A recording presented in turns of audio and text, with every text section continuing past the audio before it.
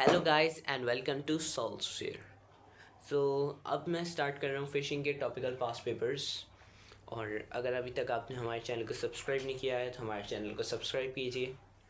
So let's start with the video.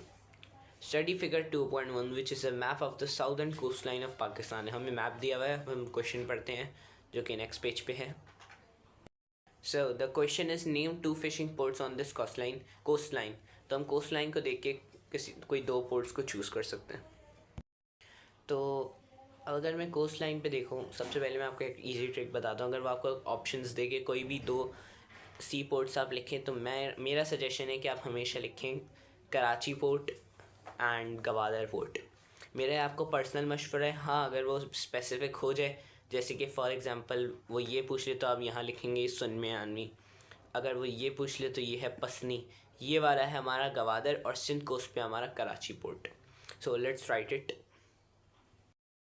सकते हैं कि मैंने दोनों पोर्ट्स के नाम लिख दिए हैं, Karachi and Gwadar port. So let's move on to part 2। State 2 uses of fish. Fish के यूजेस क्या होते हैं? उनका आप मीट खाते हैं, उसके अलावा जो इनका ऑयल है वो एक्सट्रैक्ट किया जाता है, उससे हमें विटामिन डी मिलता है। उसके अलावा जो इनका वेस्ट होता है वो एज फर्टिलाइज़र यूज़ हो सकता है। तो आप कोई भी दो लिख सकते हैं। मैं लिखूँगा फर्टिलाइज़र और मीट। तो ये भी मैंने लिख लिए। So let's move on to part 3। Complete the passages about types of marine fishing in Pakistan. Choose the words from list. अब हमें यहाँ इस क्वेश्चन में लिस्ट से इसको फिल करना है। सो हम अपने ऑप्शंस को पैराग्राफ को रीड करना स्टार्ट करते हैं। Fish that is caught and sold for profit is known as. कौन सी होती है? वो होती है कमर्शियल। कमर्शियल में हम जो है वो फिशेस को सोल्ड करते हैं पैसे कमाने के लिए, मार्केट में सेल करते हैं उन्हें। So I can write commercial.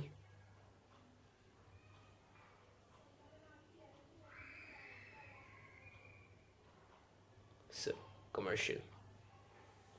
So many families depend on this type of fishing for their main source of। अब यहाँ क्या आ सकता है?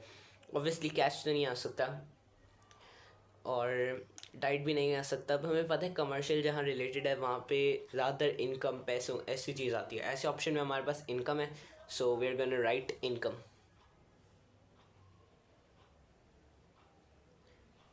वहाँ देते हैं fish that is caught by the family for their own consumption is known as dash fishing. Obviously हमने पढ़ा हुआ है कि ये सब्सिस्टेंस फिशिंग होती है। सब्सिस्टेंस में एक जो फिशरमैन होता है वो सिर्फ अपनी फैमिली नीड्स को पूरी करने के लिए फ़िश कैच करता है, और जो एक्स्ट्रा होती है वो एक बोनस होती है और वो सेल कर देता है मार्केट में। So we are gonna write subsistence. ये मैंने सब्सिस्टेंस लिख दिया। Many people who live near the coast rely on fish as the main component of their. Obviously food, खाने वगैरह की बात होगी कि जैसे हमने बात की अभी फैमिली नीड्स को पूरा करना होता है। सो यहाँ पे हमारे पास ऑप्शन है diet. So we are gonna write diet. Done. So let's move on to part 4। Describe 3 fishing methods used in marine water. अब मरीन वाटर्स में जो है फ़िशिंग मेथड्स कैसे यूज़ होते हैं, अब यहाँ वो स्पेसिफिक नहीं हो रहा। सब्सिस्टेंस और कमर्शियल पे आप यहाँ कुछ भी लिख सकते हैं। आप लिख सकते हैं या तो मैकेनाइज्ड बोट्स आर यूज या फिर वुडन बोट्स आर यूज, कोई भी एक चीज़ लिख दीजिए। उसके अलावा nets are use. Nets handmade भी हो सकते हैं, नायलॉन के नेट्स भी हो सकते हैं। उसके अलावा आप प्रिजर्वेशन का बता दीजिए कि ice buckets are use for preservation. कुछ भी आप लिख सकते हैं। तो मैं यहाँ तीनों पॉइंट्स लिख लेता हूँ कि आप देख सकते हैं मैंने तीनों पॉइंट्स लिख लिए। तो let's move on to part B1। What is fish farm? Fish farm क्या होता है? एक फ़िश फार्म वो होता है जिसमें फ़िशेस को ब्रीड किया जाता है या फिर ग्रो किया जाता है या फिर रेस किया जाता है। बिल्कुल बेसिक डेफिनेशन है, तो आप इसे याद कर लीजिए। A fish farm is a farm in which fishes are raised और grown. Farm in which fishes are grown. So let's move on to the next part. 3. Describe the characteristics of a fish farm। अब वो यहाँ बात कर रहे हैं fish farm में क्या क्या होता है, उसके फीचर्स के बारे में वो पूछ रहे हैं। तो उसके फीचर्स में ये होता है कि it is a rectangular man made pond. क्यों रेक्टेंगुलर मैन मेड पॉन्ड? इसलिए होता है ताकि उसमें ज़्यादा से ज़्यादा वाटर होल्ड कर पाए। उसके अलावा इट हैज़ अ ट्रीटेड और सीमेंटेड बेस। बेस जो होती है वो पक्की हुई भी होती है, सीमेंटेड होती है। सीमेंटेड क्यों होती है? ताकि पानी लीक ना करे, टू प्रिवेंट वाटर लॉसेस। उसके अलावा जो है ट्रीज़ जो हैं वो प्लांट किए जाते हैं आसपास। क्यों प्लांट किए जाते हैं? इसलिए प्लांट किए जाते हैं ताकि वो ऑक्सीजन प्रोवाइड करें फिशेस को, और तो और ट्रांसपीरेशन कम करें। तो कोई भी दो कैरेक्टरिस्टिक्स आप लिख सकते हैं। मैं यहाँ लिखूँगा जैसे कि हमने डिस्कस किया उन पॉइंट्स को कि they have rectangular man made Pond's and they have a cemented base. So now let's move on to the part 3. Classify the following fish into correct category in the table below. An example has been done for you: marine fish, inland और fresh water fish. अब ये वाला question जो है ये आपकी learning पे depend करता है। अगर आपने फिशेस की टाइप्स लर्न की हुई होंगी फ्रेश वाटर और इनलैंड वाटर या फिर मरीन फ़िश की, तो आप ये क्वेश्चन बहुत आसानी से अटैम्प्ट कर सकते हैं। So we are gonna try with the most famous ones. So सबसे पहले मरीन को सॉर्ट आउट करता हूँ। अगर राहू देखी जाए तो वो एक इनलैंड फ़िश है जो कि काफ़ी ज़्यादा पॉपुलर है लाहौर की साइड पे।